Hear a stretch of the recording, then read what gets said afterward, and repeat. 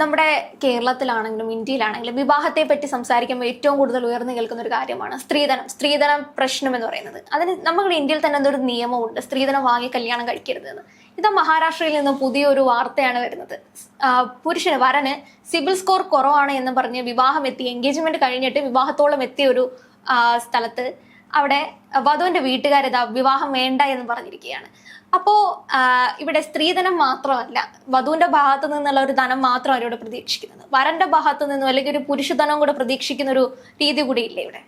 അതെ, തീർച്ചയായും. കാരണം നമ്മൾ നോക്കിക്കഴിഞ്ഞാൽ കേരളത്തിലാണെങ്കിലും ഇന്ത്യയിലാണെങ്കിലും ഇന്ന് സ്ത്രീധനം എന്ന പേരിലല്ല കൊടുക്കുന്നത് എങ്കിലും മകൾക്ക് അല്ലെങ്കിൽ മകനൊരു ഗിഫ്റ്റ് എന്ന രീതിയിൽ പലപ്പോഴും അവരുടെ പേരൻസ് ഒരു ഗിഫ്റ്റ് പോലെ അവരുടെ ആ ഒരു സ്ത്രീധന തുക കൈമാറുന്നുണ്ട്. അത് കാലാകാലങ്ങളായി ഇപ്പോൾ നിലനിന്ന് പോകുന്ന ഒരു കാര്യമാണ്.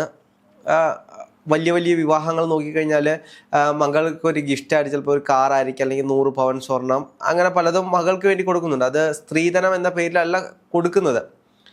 അതിനപ്പുറത്തേക്ക് നോക്കിക്കഴിഞ്ഞാൽ ഈ പുരുഷന്മാരെ തിരഞ്ഞെടുക്കാൻ വേണ്ടിയിട്ട് അവരുടെ വീട്ടുകാരാണെങ്കിലും ട്രഡീഷണൽ ആയിട്ട് പണ്ട് തൊട്ടേ നോക്കിക്കാണുന്നത് ചെറുക്കന് ജോലിയുണ്ടോ, കാറുണ്ടോ, വീടുണ്ടോ, വസ്തുവുണ്ടോ, ഈ കാര്യങ്ങളെല്ലാം നോക്കിയിട്ടാണ് ചിലപ്പോൾ വിവാഹം കഴിച്ചു കൊടുക്കുന്നത്. അതുകൊണ്ടാണ് സർക്കാർ ജോലി തന്നെ ഇടയ്ക്ക് ട്രെൻഡായിരുന്നു. മകന് സർക്കാർ ജോലി ഉണ്ടെങ്കിൽ മാത്രമേ മകളെ വിവാഹം ചെയ്ത് കൊടുക്കൂ എന്നൊരു ചൊല്ല് പലപ്പോഴും പലയിടങ്ങളിലും ഉണ്ടായിരുന്നു.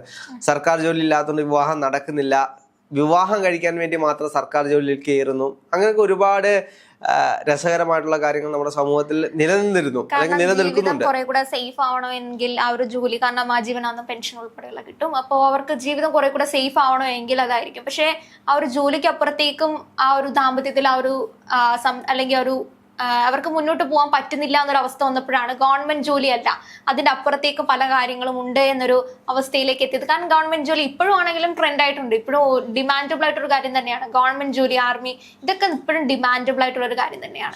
ഗ്രീഷ്മയുടെ കാര്യം തന്നെ നോക്കിക്കഴിഞ്ഞാൽ ഗ്രീഷ്മ ആ ഷാരോണിൽ നിന്നും വിട്ടുപിരിയാനുള്ള പ്രധാനപ്പെട്ട കാരണം എന്ന് വെച്ച് കഴിഞ്ഞാൽ ആർമിയിൽ ജോലിയുള്ള ഒരാൾ വന്നു, അതുകൊണ്ട് മറ്റേ ബന്ധം സേഫ് അല്ല, ഇതാണ് കുറച്ചുകൂടെ നല്ലത് എന്ന് തോന്നി. ഫ്യൂച്ചറിനെ പറ്റി ചിന്തിക്കുമ്പോൾ ചിലപ്പോൾ അതായിരിക്കാം. കാരണം പിന്നീട് ഫ്യൂച്ചറിലേക്ക് ചിന്തിക്കുമ്പോൾ ഷാരോണിന് നല്ല ജോലിയില്ല, അല്ലെങ്കിൽ പിന്നീട് ഒരു ദാമ്പത്യ ജീവിതത്തിലേക്ക് കിടക്കുമ്പോൾ ആ പ്രധാന പ്രശ്നമാണ് രണ്ടുപേർക്കും ജോലി ഇല്ലെങ്കിൽ തന്നെ മുന്നോട്ട് പോകാൻ പറ്റാത്തൊരു സാഹചര്യം. ഇന്നും നമ്മുടെ നാട്ടിൽ പലപ്പോഴും സ്നേഹമുണ്ട് എന്ന് പറഞ്ഞാലും സ്നേഹത്തിനൊക്കെ അപ്പുറത്തേക്ക് സാമ്പത്തികം നോക്കുന്ന ഒരു തരത്തിലുള്ള ആളുകൾ നമ്മുടെ സമൂഹത്തിൽ ഇന്നും നിലനിൽക്കുന്നുണ്ട്. പക്ഷെ അതിനപ്പുറത്തോട്ട് എനിക്ക് നോക്കിക്കഴിഞ്ഞാൽ പുതിയ തലമുറയിൽപ്പെട്ട കുട്ടികളെ നോക്കുകയാണെങ്കിൽ അവർ കൂടുതലും തൻ്റെ പങ്കാളിയെ സ്വയം കണ്ടെത്തി വീട്ടുകാരുമായി ആലോചിച്ച് വിവാഹം നടത്തുന്ന ഒരുപാട് കാര്യങ്ങൾ നമ്മൾ കണ്ടുകൊണ്ടിരിക്കുകയാണ്. കാരണം എന്ന് വെച്ച് കഴിഞ്ഞാൽ ഒരു 3-4 കൊല്ലം മുമ്പിട്ട് നമ്മൾ ഈ ഒരു കാര്യം നോക്കിക്കഴിഞ്ഞാൽ സമൂഹത്തിൽ ഭയങ്കര ഒരു അരോചകമായിട്ടുള്ള, അല്ലെങ്കിൽ എന്തോ വലിയ സംഭവമായിരുന്നു മറ്റൊരാളെ വിവാഹം കഴിക്കുക, അല്ലെങ്കിൽ ഇന്റർ കാസ്റ്റ് മാരേജ് നടക്കുക എന്നൊക്കെ പറയുന്ന വലിയ രീതിയിലുള്ള എന്തോ ഒരു സംഭവം മലമറിക്കുന്ന രീതിയിലായിരുന്നു നോക്കിക്കണ്ടിരുന്നത്. പക്ഷേ ഇന്ന് അങ്ങനെയല്ല, ഇന്ന് അതെല്ലാം നോർമൽ ആയിട്ടുണ്ട്. അതിനപ്പുറത്തേക്ക് തന്നെ നോക്കുകയാണെങ്കിൽ പലപ്പോഴും തൻ്റെ പങ്കാളിയെ കണ്ടെത്തുന്നത് നല്ലൊരു വരുമാനമുള്ള, അല്ലെങ്കിൽ ഒന്നിച്ച് ജീവിക്കാൻ കഴിയുന്ന രീതിയിലേക്ക് പോകുന്നു എന്നൊക്കെ പറയുന്ന ആളുകളായിരിക്കും കണ്ടെത്തുന്നത്. പിന്നെ ഈ സോഷ്യൽ മീഡിയയിലൊക്കെ നമ്മൾ പലപ്പോഴും നോക്കി കഴിഞ്ഞാൽ ഈ പബ്ലിക് ഒപ്പീനിയനൊക്കെ എടുക്കാൻ പോകുമ്പോൾ ഉള്ള പല സ്ത്രീകളുടെയൊക്കെ അഭിപ്രായങ്ങൾ കേട്ട് കഴിഞ്ഞാൽ അവർ പറയുന്നത് പുരുഷനും ജോലിയില്ലെങ്കിൽ ഞങ്ങൾ നോക്കും. അത് മറ്റൊരു വശമുണ്ട്. ആ ഒരു ജോലി ഇല്ല, അവർ ചോദിക്കുന്നത് എന്താ, സർക്കാർ ഉദ്യോഗം വേണോ, കല്യാണം കഴിക്കാൻ പോകുന്ന വരന്. അതിൻ്റെ അപ്പുറത്തേക്കും വേറൊരു ചോദ്യം ചോദിക്കുകയാണ്, വരന്റെ സാമ്പത്തികം എത്രയായിരിക്കും പ്രതീക്ഷിക്കാന്ന് ചോദിക്കുന്ന മിക്കയിടത്തും പറയുന്നത് ഒരു 3 ലക്ഷം അല്ലെങ്കിൽ 1.5 ലക്ഷം 2 ലക്ഷം അതൊക്കെയാണ് പറയുന്നത്. കാരണം അതൊരു മാസത്തെ തുകയാണ്. അത് മാസത്തുകയാണ്. കാരണം നമ്മൾ ഫ്യൂച്ചറിനെ പറ്റി ചിന്തിക്കുമ്പോൾ അത്ര ഉണ്ടെങ്കിലേ ഇപ്പൊ ജീവിക്കാൻ പറ്റുള്ളൂ. രണ്ടുപേർക്കും ആ ഒരു ലെവൽ ഓഫ് ഇല്ല എങ്കിൽ പല പ്രശ്നങ്ങളും ആ ഒരു ദാമ്പത്യ ജീവിതത്തിൽ ഉണ്ടാവും, നല്ല സുഖകരമായിട്ടുള്ള ജീവിതം ഉണ്ടാവില്ല എന്നൊരു ആ ഒരു കൺസെപ്റ്റ് തന്നെയാണ് അത്തരം ചിന്തകളിലേക്കൊക്കെ പോകുന്നത്. അല്ല, എന്ത് തന്നെ നോക്കൂ, നമ്മൾ ഒരു രാജ്യത്ത് ജീവിക്കണം, നമ്മളെല്ലാവരും മനുഷ്യന്മാരാണ്, എല്ലാവർക്കും അവരുടേതായിട്ടുള്ള കുറവുകളുണ്ട്. അപ്പോൾ എനിക്ക് സാമ്പത്തികമില്ലാത്തത് എൻ്റെ കുറവുകൊണ്ട് മാത്രമായിരിക്കില്ല, എൻ്റെ സാമൂഹിക സാഹചര്യങ്ങൾ കൊണ്ടൊക്കെ ആയിരിക്കാം എനിക്ക് സാമ്പത്തികമായിട്ട് പിന്നോക്കം നിൽക്കേണ്ടി വരുന്നതിനുള്ള അവസ്ഥ വരുന്നത്. ചിലപ്പോൾ എനിക്ക് നല്ല രീതിയിലുള്ള സാമ്പത്തികം വരുന്നത് എൻ്റെ കുടുംബപരമായിട്ട് നല്ല രീതിയിലുള്ള സാമ്പത്തികം ഉണ്ടായതുകൊണ്ടായിരിക്കാം.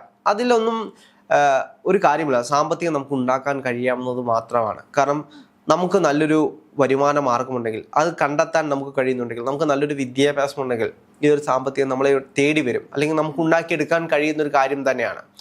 അപ്പോൾ നമ്മൾ കൂടുതലായിട്ട് നോക്കേണ്ടത് വിദ്യാഭ്യാസം, സമൂഹമായിട്ട് നല്ല ബന്ധമുള്ള ആളുകളാണോ, അങ്ങനെയൊക്കെ നോക്കി വിവാഹം കഴിക്കുന്ന ഒരുപാട് പേരുണ്ട്. അപ്പോൾ വിവാഹത്തിന്റെ ചിന്താഗതികൾ തന്നെ പലർക്കും പലതാണ് ഇന്നത്തെ കാലത്ത്.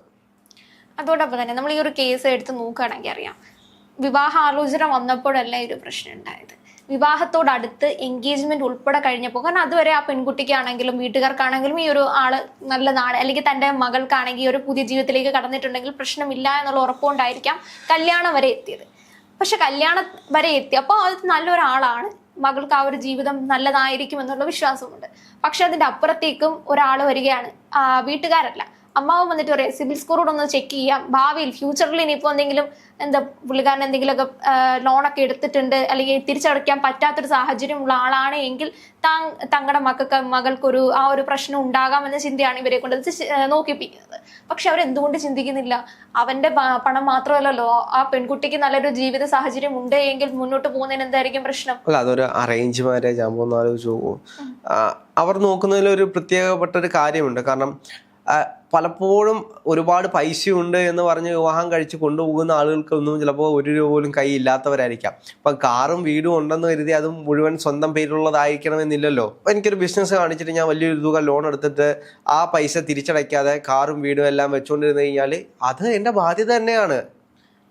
അപ്പൊ പറഞ്ഞു തരികയാണെങ്കിൽ ഇങ്ങനത്തെ പ്രശ്നം വരുന്നത് അറേഞ്ച് മാരേജുകളിലാണോ? ലവ് മാരേജുകളിൽ ഇത്തരം പ്രശ്നങ്ങൾ സിബിൽ സ്കോർ ചെക്ക് ചെയ്തിട്ട് ആ ഒരു മാരേജിലേക്ക് പോവാതെ കൂടുതൽ ആൾക്കാർ കണ്ടിട്ടുണ്ട്. വലിയൊരു ആഘോഷപരമായി നടത്താതെ രജിസ്റ്റർ ചെയ്യുക, അത് കുടുംബവും ഉണ്ടാവും, വരന്റെ കുടുംബവും. നമുക്ക് ഒരാളെ ഇഷ്ടപ്പെടുകയാണെങ്കിൽ അയാളെ പൂർണ്ണമായിട്ടും ഇഷ്ടപ്പെടുക. നമ്മൾ ഒരാളെ ഇഷ്ടപ്പെടുന്നത് എന്തുകൊണ്ടായിരിക്കാം? അയാളുടെ എല്ലാ സാഹചര്യവും മനസ്സിലാക്കിയിട്ടായിരിക്കുമല്ലോ അദ്ദേഹത്തെ ഇഷ്ടപ്പെടുന്നത്. ഇപ്പൊ രണ്ടുപേര് നമ്മൾ പരിചയപ്പെട്ടു കഴിഞ്ഞാൽ ആ ഒരു ബന്ധം കുറേ കാലം കൊണ്ടുപോയതിനു ശേഷമായിരിക്കും വിവാഹം എന്നൊരു കൺസെപ്റ്റിലേക്ക് ചിലപ്പോൾ അവർ എത്തിച്ചേരുന്നത്. ആ ഒരു സമയം കൊണ്ട് തന്നെ അവർ പരസ്പരം ഒരുപാട് അറിഞ്ഞ് വെച്ചിട്ടുണ്ടാകാം. അതിനും അപ്പുറത്തേക്ക് ചിലപ്പോൾ വിവാഹം കഴിയുമ്പോഴായിരിക്കും രണ്ടുപേരും റിയാലിറ്റി എന്താണെന്ന് മനസ്സിലാകുന്നത്. അങ്ങനെയാണ് പലപ്പോഴും പല വിവാഹ ബന്ധങ്ങളും വേർപിരിയേണ്ടി വരുന്നത്. പലപ്പോഴും നമുക്ക് സമൂഹത്തിൽ കാണാൻ കഴിയുന്ന ഒരു കാര്യം തന്നെയാണ് വിവാഹ ബന്ധങ്ങൾ വേർപെടുന്നതിൻ്റെ പ്രധാനപ്പെട്ട കാരണം. വിവാഹം കഴിക്കുന്നതിന് മുമ്പിട്ട് എല്ലാ കാര്യങ്ങളും അക്സെപ്റ്റ് ചെയ്ത് കൊണ്ടുപോകാൻ കഴിയുമായിരിക്കും. പക്ഷേ വിവാഹത്തിന് ശേഷം റിയാലിറ്റി എന്ന് പറയുന്ന കാര്യമുണ്ട്. കാരണം 2 ഇൻഡിവിജ്വലായിട്ടുള്ള വ്യക്തികൾ ഒന്നിച്ചു പോകുമ്പോൾ അവരുടെ സാമ്പത്തികം പ്രധാനപ്പെട്ട ഒരു ഘടകം തന്നെയാണ്. എന്തൊക്കെ പറഞ്ഞു കഴിഞ്ഞാലും ഒരു കുടുംബത്തിൽ സ്നേഹമുണ്ടെങ്കിലും സന്തോഷമുണ്ടെങ്കിലും സാമ്പത്തികവും കൂടെ അത്യാവശ്യമാണ്. തീർച്ചയായും രണ്ടുപേരും 2 വ്യത്യസ്ത വീടുകളിലായിരിക്കും താമസിക്കുന്നത്, ജീവിക്കുന്നത്. അപ്പൊ ആ ജീവിക്കുന്ന സമയത്ത് രണ്ടുപേരുടെയും സാമ്പത്തിക സാഹചര്യം വേറെ ആയിരിക്കും, നമ്മൾ രണ്ടുപേരുടെ ആവശ്യങ്ങൾ വേറെ ആയിരിക്കും. അപ്പോൾ ഞാനൊരു 20 വർഷത്തോളം എൻ്റെ ആവശ്യങ്ങളൊക്കെ വളരെ ഓക്കെ അല്ലെങ്കിൽ വളരെ സന്തോഷത്തോടെ എനിക്ക് കിട്ടിക്കൊണ്ടിരിക്കുകയാണ്. പക്ഷെ ഞാൻ മറ്റൊരു സാഹചര്യത്തിലേക്ക് പോകുമ്പോൾ എനിക്കത് കിട്ടാതെ വരുമ്പോൾ നമുക്ക് തോന്നും ഈ ഒരു ലൈഫ് പോരാ, അല്ലെങ്കിൽ എന്തൊക്കെയോ പ്രശ്നമുണ്ട് എൻ്റെ ഈ ജീവിതത്തിൽ, അത്ര സംതൃപ്തമല്ല എന്ന് തോന്നുന്ന സാഹചര്യങ്ങൾ വരുമ്പോഴായിരിക്കും മിക്ക ദാമ്പത്യങ്ങളും അവസാനിക്കുന്നത്. അല്ല, ദാമ്പത്യങ്ങൾ നോക്കിക്കഴിഞ്ഞാൽ സ്നേഹമുണ്ടെങ്കിൽ പോലും പലപ്പോഴും പല വിഷയങ്ങളും കുടുംബത്തിലുണ്ടാകുന്നതിൻ്റെ പ്രധാനപ്പെട്ട കാരണം സാമ്പത്തികം തന്നെയാണ്. സാമ്പത്തികം ഒരു മെയിൻ സോഴ്സാണ് എല്ലാ കാര്യത്തിലും. ഇപ്പം നമ്മൾ ഒന്ന് വെളിയിൽ പോകണം, പൈസ വേണം. ഒരു കുട്ടി ജനിക്കുകയാണ്, ആ കുട്ടിയുടെ ചെറിയ പ്രായത്തിൽ ഹോസ്പിറ്റൽ ചിലവ് തൊട്ട്, അല്ലെങ്കിൽ ആ ഒരു പെൺകുട്ടിയെ ഹോസ്പിറ്റലിൽ പ്രഗ്നൻസി ആവുമ്പോൾ തന്നെ ട്രീറ്റ്മെൻറ്റ് ചെയ്യാൻ കൊണ്ടുപോകുമ്പോൾ ഉണ്ടാകുന്ന പൈസ ചിലവ്, പ്രസവിക്കുമ്പോഴുള്ള ചിലവ്, അതിനുശേഷം കുട്ടി ജനിക്കുമ്പോഴുള്ള ചിലവ്, കുട്ടിയെ വളർത്തുമ്പോഴുള്ള ചിലവ്, അത് വലിയൊരു ചിലവ് തന്നെയാണ്. പണ്ടത്തെ ആളുകളൊക്കെ പറയുന്നത് കേൾക്കാം, ഒരു കുട്ടിയല്ല അത് തന്നെ ഉണ്ടായിക്കോളൂ എന്നൊക്കെ പറയുന്നത് കേൾക്കാം. ഒരിക്കലും സംഭവിക്കത്തില്ല. ഒരു കുട്ടിയെ വളർത്തണമെങ്കിൽ ആ അമ്മ ഒരു ഏകദേശം 5, 6, 7 കൊല്ലത്തോളം ആ അമ്മ സ്വയം എല്ലാ ജോലിയും ഉപേക്ഷിച്ച് നിൽക്കേണ്ടി വരും. കാരണം ഒന്ന് ആലോചിച്ച് നോക്കൂ, ഒരു കുട്ടി അങ്ങനെ തന്നെ വളരുമോ? തീർച്ചയായിട്ടും ഇല്ല. കാരണം അവര് മിക്ക പ്രഗ്നൻസികളിലാണെങ്കിലും പലരും കണ്ടിട്ടുണ്ട് ഒരു 6 മാസം 8 മാസത്തോളൊക്കെ അവർ ജോലിക്ക് വരുന്നത്. കാരണം അവർ ഉദ്ദേശിക്കുന്നത് അത്രയും നാളും ജോലി ചെയ്തിട്ടുണ്ട് എങ്കിൽ അതിൻ്റെയും കൂടെ ഒരു പൈസ അവർക്ക് സേവ് ചെയ്യാമല്ലോ. കുട്ടി ജനിച്ചു കഴിഞ്ഞിട്ട് പിന്നെ അവർക്ക് എന്തായാലും കുട്ടി ജനിച്ചു കഴിഞ്ഞിട്ട് ശാരീരികമായിട്ടുള്ള പ്രശ്നങ്ങളുണ്ടാവും. ഉടൻ തന്നെ അവർ ജോലിയിലേക്ക് കടക്കാനോ അല്ലെങ്കിൽ ഒരു ഗ്യാപ്പ് എടുത്തേ പറ്റുള്ളൂ. കുട്ടി ജനിച്ചു കഴിഞ്ഞാൽ ഉടൻ തന്നെ ഒരാളും അങ്ങനെ ജോലിക്ക് നോക്കണ്ടേ, ആ കുട്ടിക്ക് വേണ്ടുന്ന കാര്യങ്ങളെല്ലാം കൊടുക്കണ്ടേ. അപ്പൊ ആ ഒരു അമ്മയ്ക്ക് അത്രയും കാലം അമ്മ ഇൻവെസ്റ്റ് ചെയ്താൽ മാത്രമേ ആ കുട്ടിയെ നല്ല രീതിയിൽ നമുക്ക് വളർത്തിയെടുക്കാൻ കഴിയത്തുള്ളൂ. ഇതിന്റെ പ്രധാനപ്പെട്ട ഒരു ഉദാഹരണമാണ് ബാലരാമപുരത്തെ കേസ് നമുക്ക് എടുക്കാം. അവിടുത്തെ പ്രശ്നം എന്തായിരുന്നു? അവരുടെ ദാമ്പത്യ ജീവിതത്തിലേക്ക് പ്രധാനമായി വരുന്ന ഒരു പ്രശ്നം എന്ന് പറയുന്നത് സാമ്പത്തികം തന്നെയായിരുന്നു. രണ്ടുപേരും താൽക്കാലിക ജീവനക്കാരാണ്, അവരുടെ ഇടയിൽ സാമ്പത്തിക പ്രശ്നം വരുന്നു. ആ ഒരു സാമ്പത്തിക പ്രശ്നം വളരെ വലിയ ഇതായിട്ട് മാറിയിട്ടാണ് ആ ഒരു കുട്ടിയുടെ ജീവൻ എടുക്കാൻ പറ്റുന്ന രീതിയിലേക്ക് വരെ പോകുന്നത്. കാരണം അവർക്ക് ആ ഇടയിലുള്ള ഒരു പ്രശ്നം എന്ന് പറയുന്നത് അവരുടെ ബാക്കിയുള്ള തലമുറയും കൂടെയാണ് ബാധിക്കുന്നത്. കാരണം ഒരാൾ ദരിദ്രമായി ജനിക്കുന്നത് അവരുടെ പ്രശ്നമല്ല, പക്ഷെ ആ ഒരു ജീവിത സാഹചര്യം കൊണ്ട് തന്നെ പല കുട്ടികളും ഒരു ട്രോമാസ് ആയി പോകുന്നുണ്ട്. ആ ചെറിയ കുട്ടി മരിച്ചു, അതിന്റെ ഒരു മൂത്ത കുട്ടിയുണ്ട്, അതിന്റെ ജീവിത സാഹചര്യം എന്തായിരിക്കും ഇനി?